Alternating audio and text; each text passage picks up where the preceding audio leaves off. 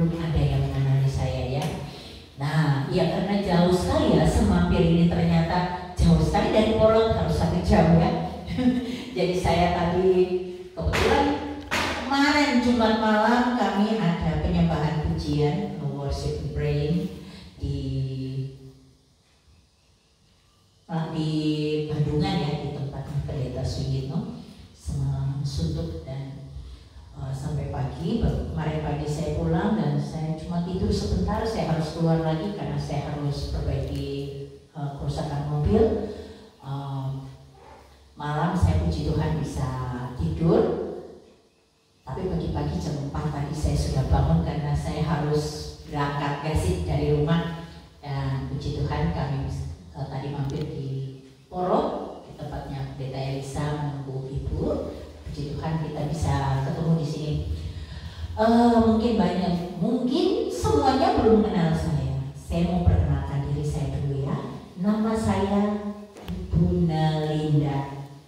Saya seorang Purtadin juga, sama seperti Bapak Ibu dulu. Saya sekarang sudah berjalan memasuki tahun ke-12.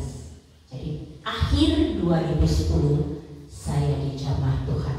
Dan kalau Bapak Ibu mau tahu bagaimana perjalanan hidup saya sampai saya bisa menjadi seperti sekarang, Bapak Ibu bisa lihat di YouTube. Cari aja di YouTube, Bapak Ibu ketik aja Nelinda, kesaksian Nelinda, itu akan keluar banyak. Tapi banyak sekali kesaksian saya yang di re-upload sama konten dari channel-channel lain. Jadi tolong dicari yang benar-benar di situ Nelinda. Tolong dinonton, tolong dikasih like dan subscribe supaya ada video-video baru nanti Bapak Ibu bisa ada pemberitahuannya. Saya ada notification atau pemberitahuan sehingga Bapak Ibu juga bisa tahu kemana aja pelayanan saya. Memang saya juga jarang juga ngupload video-video pelayanan karena ada hal-hal yang kadang-kadang saya pikir nggak pantas kalau kita upload ya. Kalau kita doa pelepasan misalnya, orang lagi pelepasan kita syuting dia, itu sama aja dengan kita mengagungkan setan gitu. Jadi kalau orang kelepasan sebaiknya tidak diupload karena setan tepuk tangan, dia hore aku famous ya, aku terkenal.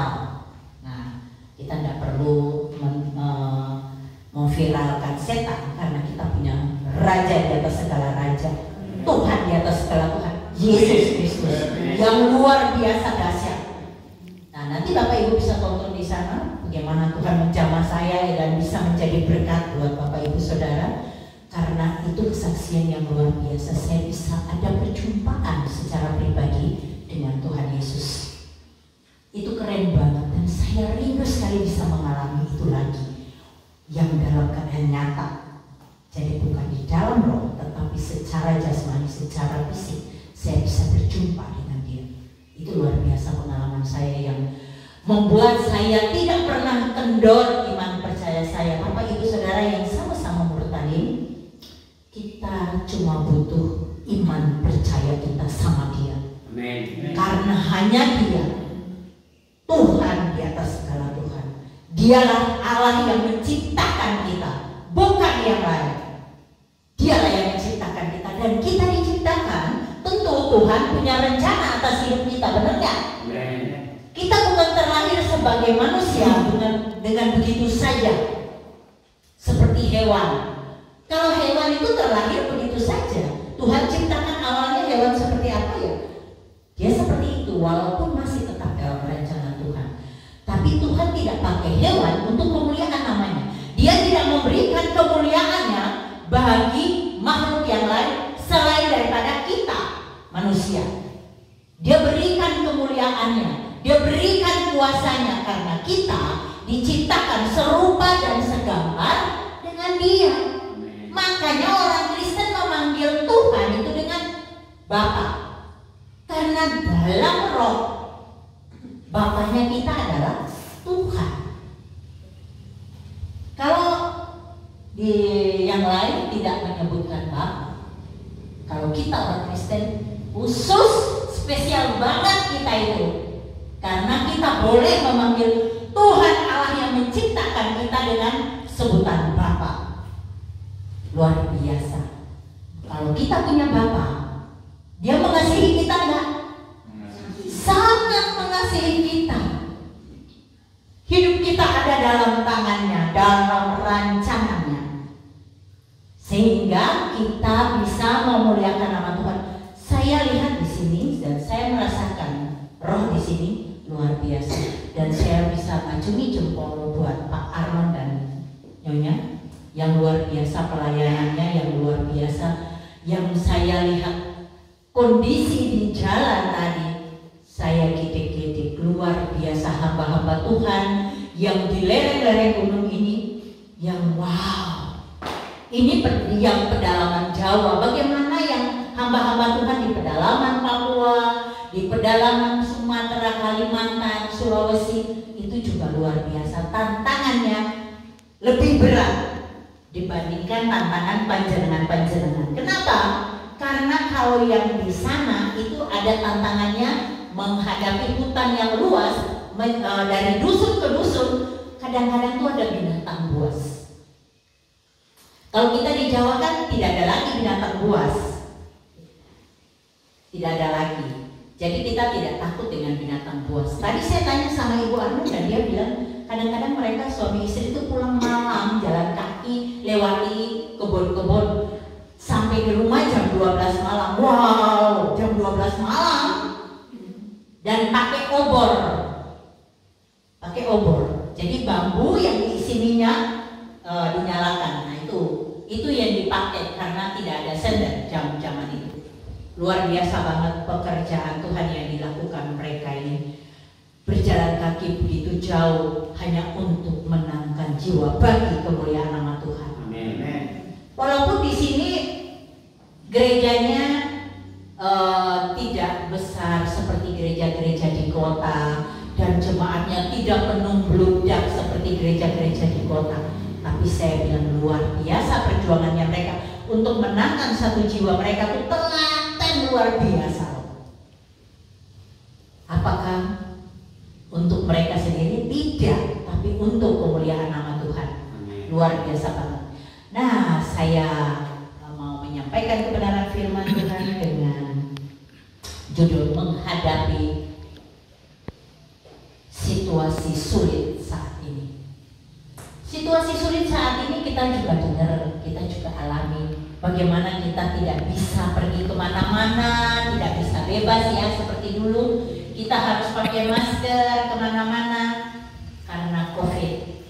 Dan kita bersyukur, puji Tuhan, sudah mereda dan kita boleh beribadah dalam gereja. Karena kemarin-kemarin kalau di kota tidak bisa beribadah di gereja. Jadi hanya lewat online ya, kita lewat YouTube atau Instagram kita mengikuti ibadahnya. Kita tidak bisa tatap muka seperti ini, tapi puji Tuhan di dusun-dusun masih bisa karena di dusun jemaatnya tidak banyak, hanya sedikit sehingga tidak pernah sampai terhenti mereka ibadahnya. Puji Tuhan banget loh Bu, Ibu Bapak tinggal di dusun yang jauh dari kota sehingga Bapak Ibu masih bisa terus beribadah di gereja ini. Puji Tuhan banget, saya merasakan roh di dalam gereja ini luar biasa. Ya, saya tadi katakan Pak Arnon dan Nyonya itu luar biasa. Demi jempol, karena ada gereja yang besar, banyak jemaatnya, tapi ketika naikkan pujian penyembahan tidak terasa ada Roh Kudusnya. Amin. Banyak. Saya pernah ada satu kali beribadah di tahun lalu, beribadah di salah satu gereja di Jayapura, Papua. Gerejanya besar, jemaatnya banyak, tapi kosong, tidak ada penyertaan Roh Kudus. Ada apa ini? Nah, di situ saya minta hikmat Tuhan. Tuhan, ini apa maksudnya? Tuhan bilang, Roh Kudusnya bilang, tunggu sampai selesai ibadah, kamu ketemu sama gembala, ngomong sama dia. Dan saya tatap muka secara langsung. Saya perkenalkan diri dan saya ngomong, kamu punya jemaat banyak, tetapi ibadah ini tidak disertai Tuhan. Karena ini saya buka semua. Itu yang main musik, singernya ada yang diminta buka. Tolong di konser ini didoain. Kalau memang masih berbuat begitu, jangan naik ke mimbar. Karena pujian penyembahan itu, orang yang menyampaikan pujian penyembahan itu hidupnya harus kudus. Karena dia membawa jemaat memasuki hadirat Tuhan, hidupnya harus kudus, harus dijaga itu. Karena Tuhan Allah kita bertahta di atas pujian dan penyembahan umatnya. Amin. Penting sekali pujian penyembahan, penting sekali. Kembali lagi ke situasi kondisi saat ini, sebagaimana kita juga mungkin kalau nonton di TV kita mendengar bagaimana terjadi peperangan antara Rusia dan Ukraina, dan sampai saat ini masih terjadi. Apakah akan berhenti ataukah akan terus berlanjut dan bahkan melibatkan negara-negara lain yang akan menimbulkan perang yang lebih besar lagi? Kita nggak pernah tahu. Situasi saat ini begitu nggak bagus buat kehidupan kita, karena kehidupan kita tidak bisa seperti dulu lagi. Satu, adanya COVID itu membuat keterbatasan. Kedua, terjadi peperangan. Ketiga, keadaan ekonomi. Bapak Ibu ngerasa nggak kalau sekarang apa-apa naik harganya mahal? Kerasa kan? Mahal. Kita untuk membeli makan aja itu sudah kerasa. Minyak goreng susah, sekarang gula susah, nanti apalagi berasa lagi, wow, cilaka kita. Makanya penting kita sebagai anak Tuhan selalu lebih dekat sama Tuhan, dan kita minta hikmat Tuhan. Hikmat Tuhan itu perlu sekali dalam hidup kita, supaya kita berjalan dalam hidup ini dalam tuntunan Tuhan. Tuhan memberikan hikmat buat kita, apa yang harus kita lakukan di dalam situasi yang sulit seperti ini. Mungkin juga saat ini situasi tidak seperti dulu lagi karena kita sudah sakit, tidak bisa bergerak seperti dulu lagi lincah. Iso nang kebon, iso nyangkul, nandur, manen, kaya biyen. Saiki ra iso, awakku mrok kabeh. Ya. Mungkin juga saat ini yang dulunya punya pekerjaan tiba-tiba kena PHK, tidak bisa kerja lagi. Tentunya itu akan mempengaruhi bukan saja kehidupan kita secara pribadi, tetapi akan mempengaruhi kehidupan di dalam keluarga kita. Nah, bagaimana kita dalam mengatasi kondisi yang sulit ini?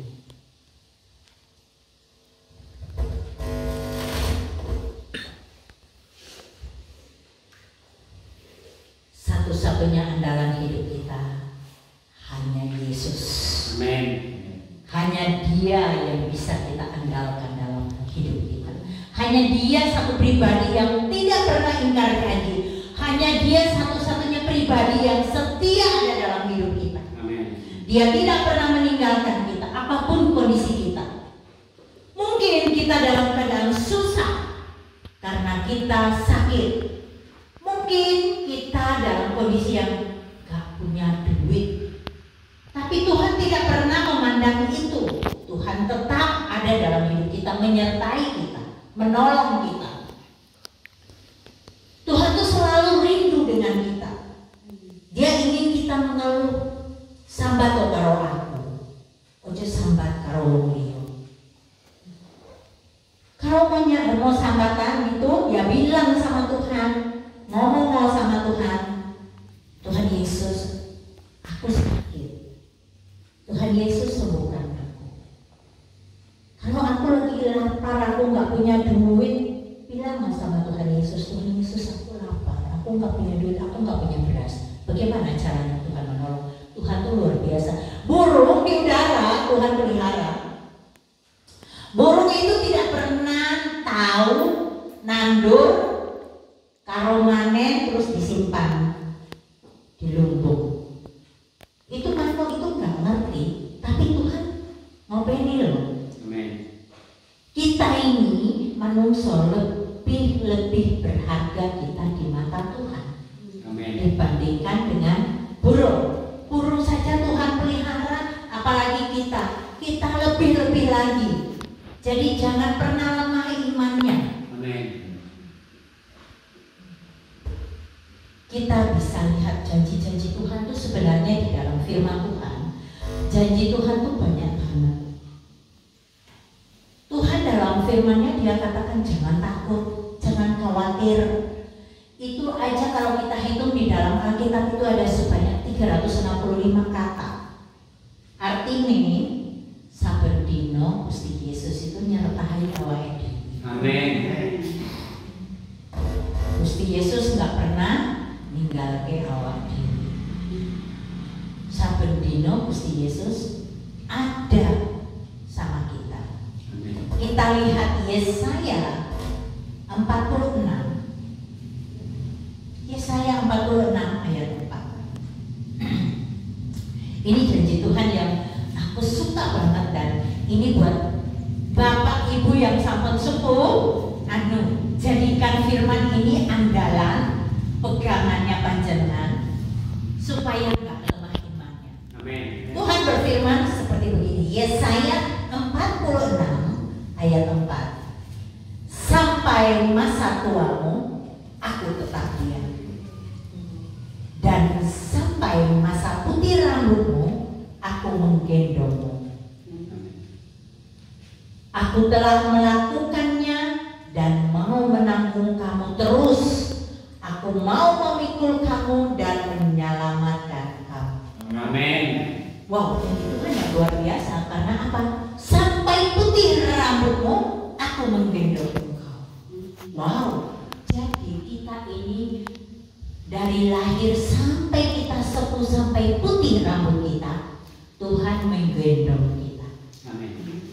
Wow, gak ada loh, gak ada pribadi lain yang menjanjikan dalam firman-Nya dia menggendong kita, dia menyertai kita.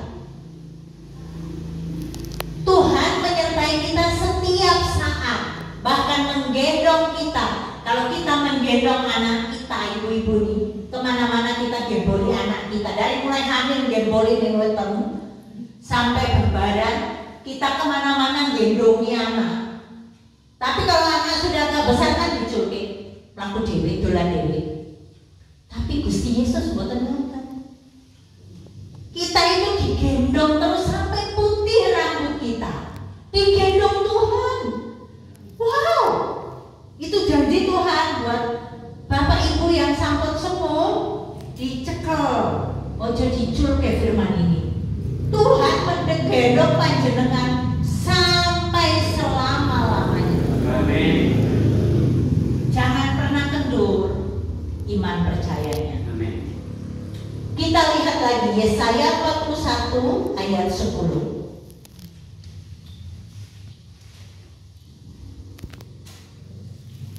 Yesaya 41 ayat 10 bunyinya demikian. Janganlah takut, sebab aku menyertai engkau. Janganlah bimbang, sebab aku ini Allahmu. Aku akan meneguhkan, bahkan akan menolong kamu. Aku akan memegang engkau dengan tanganku yang membawa kemenangan. Amin. Wow, dahsyat banget Tuhan Yesus. Luar biasa janji firman-Nya ini menguatkan iman percaya kita. Amin. Jangan pernah takut. Banyak sekali janji Tuhan yang menguatkan kita. Nah, tapi saya ada memetik beberapa kebenaran firman Tuhan yang bisa saya bagi dengan Bapak Ibu Saudara pagi hari ini. Kita lihat lagi Yesaya 41 ayat 13. Suka banget saya baca janji-janji Tuhan itu yang menguatkan iman percaya saya. Yesaya 41 ayat 13 bunyinya demikian.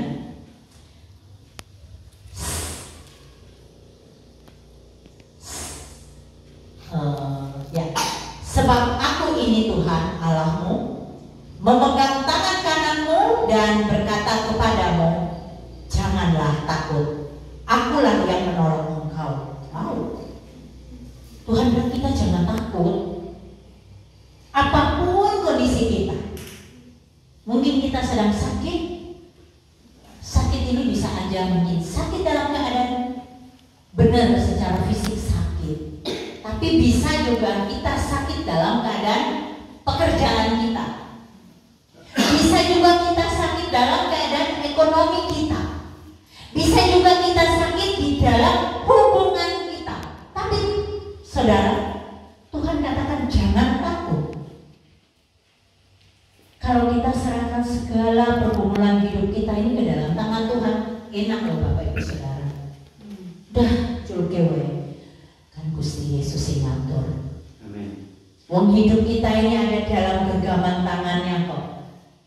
Tuhan itu tahu. Tuhan mengerti apa yang kita alami. Kita lihat lagi Yesaya 54 ayat 17.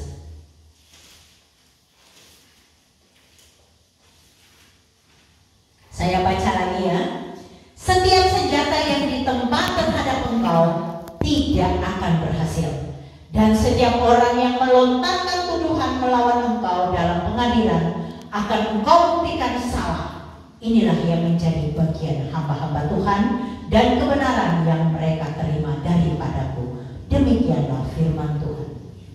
Wow.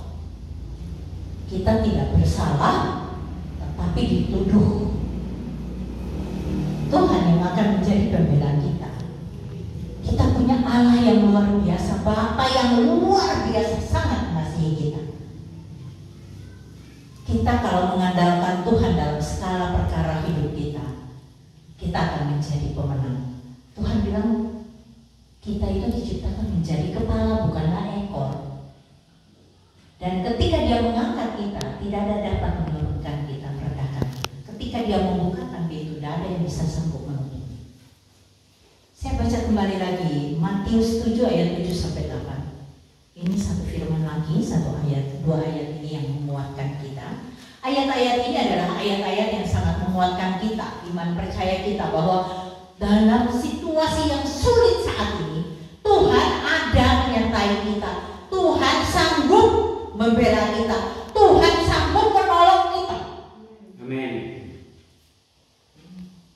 Apapun yang dirancangkan manusia, kejahatan apapun yang dirancangkan manusia, fitnahan sekejam apapun yang dilontarkan manusia, Tuhan yang jadi pembela kita. Amin.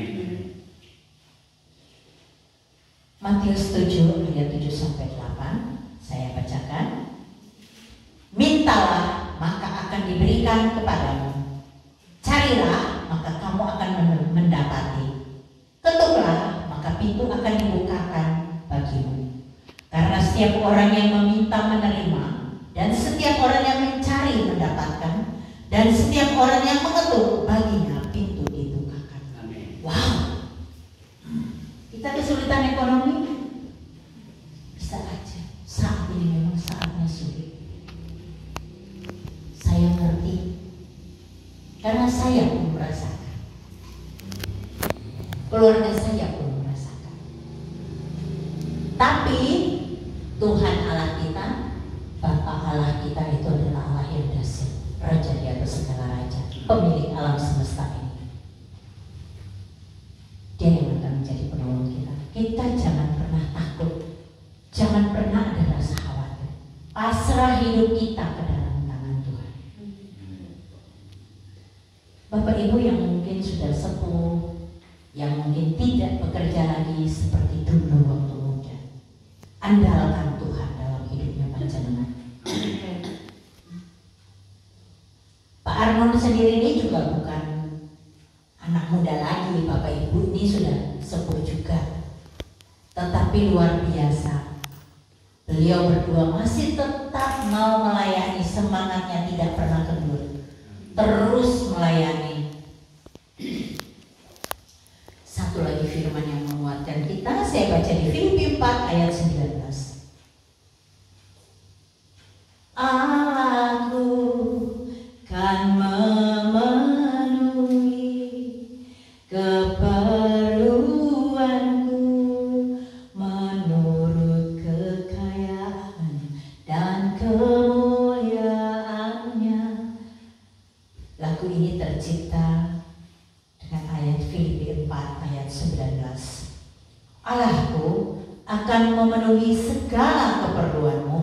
menurut kekayaan dan kemuliaannya dalam Kristus Yesus. Amin. Wow, luar biasa ya. Janji-janji Tuhan yang sangat memberkati kita pagi hari ini. Janji-janji Tuhan yang sangat menguatkan iman percaya kita pada Gusti Yesus. Amin. Dialah Bapa yang sejati. Dialah Bapa yang tidak ada duanya buat kita. Dia Bapa yang setia.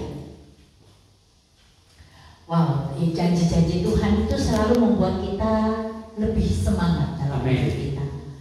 Tidak ada pergumulan kita yang tidak diketahui Tuhan. Setiap pergumulan kita atau masalah-masalah kita, Tuhan itu tahu. Saya tuh bangga sekali melihat pagi hari ini ada beberapa ibu-ibu yang sepuh di gereja ini, yang jalan saja sudah tertatih-tatih, Bapak Ibu Saudara. Jalannya tertatih-tatih dan mereka tuh tidak ada kendaraan. Jalan kaki dari rumahnya ke sini butuh 15 sampai 20 menit. Dengan tertatih-tatih mereka tetap setia datang untuk beribadah. Amin. Itu luar biasa banget. Salut aku dengan Bapak Ibu Saudara yang punya iman percaya pada Tuhan dan selalu mau bersekutu untuk memuliakan, memuji dan memuliakan nama Tuhan di tempat ini.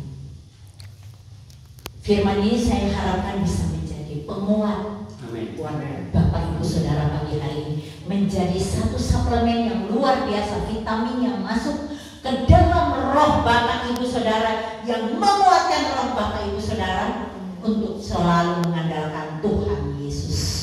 Amin. Karena Tuhan Yesuslah sumber hidup kita. Demikian saya akhiri firman Tuhan pagi ini.